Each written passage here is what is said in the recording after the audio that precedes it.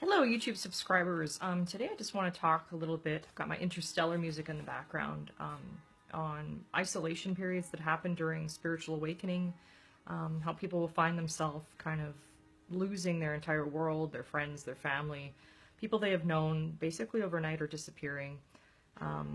If you don't know what's happening, it's extremely frightening to people. They go back into the fear-based programming and they don't really get what's going on. And that's really easy to do. Unfortunately, that leads a lot of people to do a lot of research, to read a lot of things online, to read books they've never read from the library, to really go on this quest. And the quest is really allows you to do the inner work, the spiritual work, the soul work required to have the strength and to have the determination to not only awaken and enhance your own consciousness, but to help that body of consciousness that's becoming the whole human existence. And through these periods of isolation where you're going to find people you knew just don't come around no more, and you're walking through empty streets and people are vanishing. Basically, it's kind of like the Twilight Zone a bit. You don't even feel like you're quite alive some days. You feel like you're in a dreamlike reality. And it kind of speaks to what's going on in our society. I mean, a lot of scientists are saying now, even science, not just the woo-woo spiritual non-mainstream, people are talking about how everything is kind of a holographic projection and none of this is real. And they have the technology now to take an actual newscast and have someone speaking with probes connected to them and being able to manipulate what that person says and puppet their arms and legs so they can move however they want and do things in that reality. To manipulate what that newscaster is saying. And that's incredibly alarming to me that that's being done. It could have been done for a long period of time. Who knows how long that technology's existed. Look at what I have with just some simple lighting and a background. I can manipulate the way I look. If I change settings on here, today I've got a bit of distortion back here because my lighting's not quite right, but so what, you can see what I look like. I can change so I don't even have a torso anymore. I can change my face, my body, everything. So if we're believing what we're seeing on TV,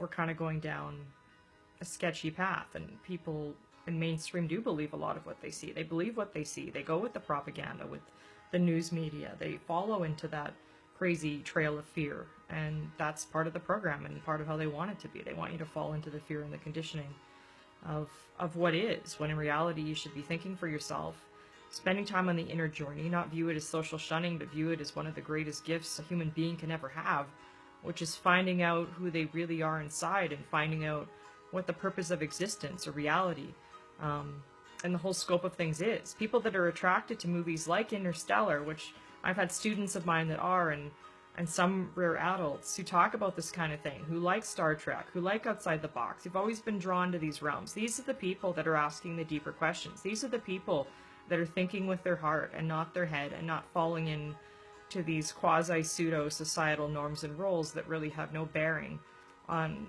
our consciousness or our states of reality, and are contributing to our own suffering and producing more fear-mongering and keeping us out of the now, out of reality, out of our own happiness. You're responsible for your own happiness, but unless you do some research and you get empowered and you know what the heck is going on with your own body and mind and with this entire existence, then how can you ever have a real existence? How can you ever change anything? How can you ever help anyone else? You can't. You're stuck. So the alone time, the falling away of the structures of your life, the complete transformation, if you're too busy, this won't happen for you, is really a gift. It's a gift in disguise. And one of the key books that I really recommend people read if they haven't read it, that really did help me on this, obviously Power of Now and The New Earth, Eckhart Tolle are huge, but Anita Moorjani's book, Dying to Be Me, which I picked up because my own father died, death to cancer, and in the book she's got a 4th grade sarcoma, but a lot of the stuff I kind of have gone on from talks about what she discovered when she woke up from this near-death experience, and she shouldn't have survived. She had this sarcoma who basically turned her whole body into pure cancer, and she went into this other reality form of pure consciousness, similar to the Jill Bolte Taylor experience, where she didn't have functionality on the left side of her brain, and they became what true consciousness is. Jill Bolte Taylor saw things in pixels, for gosh sake. She saw the Matrix holographic reality, which is all here, that the rest of us cut through with our flashlight of reality and see. But it takes these experiences for a lot of people to really look past the veil, the illusion of this reality and this experience that's suffering. Emotional suffering is far greater than the physical suffering for so many people, because you self-police yourself, you police others, and you fall into these patterns that are in the media, that are on TV, that are just these perpetual prison systems. And it doesn't have to be this way. When you view yourself as a self-empowered, universal being that's just having this human experience, you don't have to fall into these fear-mongering patterns of self-hatred and self-loathing. You're, I don't want to say above all that, but you've kind of risen to a different level of frequency in your consciousness where you just don't go there anymore. And those people that you were hanging out with, they don't come around anymore.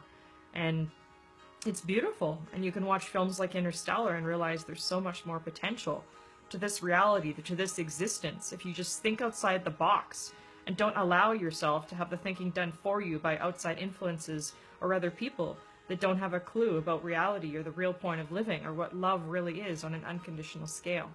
So think about these concepts today, look into those books I've recommended, and definitely see Interstellar. Phenomenal film, beautiful acting.